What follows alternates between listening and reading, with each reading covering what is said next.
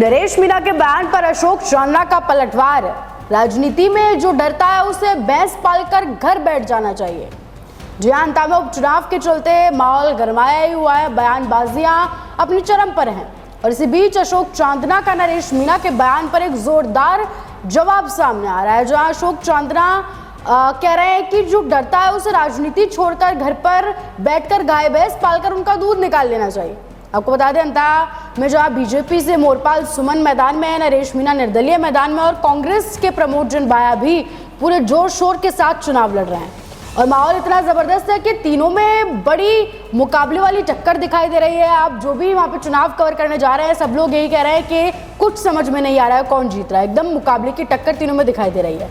वहीं इंडौली विधायक अशोक चांदना, जिन्हें अंता उपचुनाव में कांग्रेस प्रभारी के तौर पर नियुक्त करके अंता भेजा गया है, वो भी पूरे जोश में दिखाई दे रहे हैं। हाल ही में एक इंटरव्यू में अशोक चांदना नजर आए। इस दौरान अशोक चांदना ने नरेश मीणा के बयान को लेकर उनसे सवाल किया गया। उनको बताया गया कि जब वो प्रभारी नियुक्त उनको किया गया था तो उस वक्त नरेश मीणा का एक बयान सामने आया था, जिसमें वो कह रहे थे कि जो मेरे खिलाफ इस चुनाव में प्रचार करने आएगा 2028 में, उसके खिलाफ मैं भी प्रचार प्रसार करने जाऊंगा।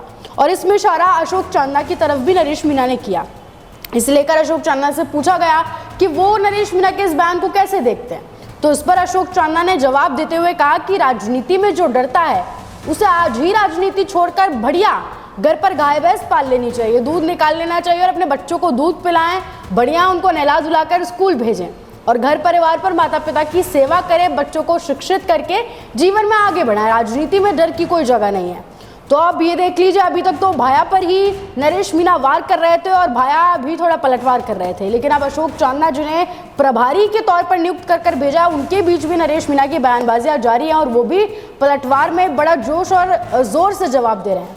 तो आप क्या राय रखते हैं इस पर, हमें ज़रूर बताएं और ऐसे जुड़े रहें राजस्थान के साथ।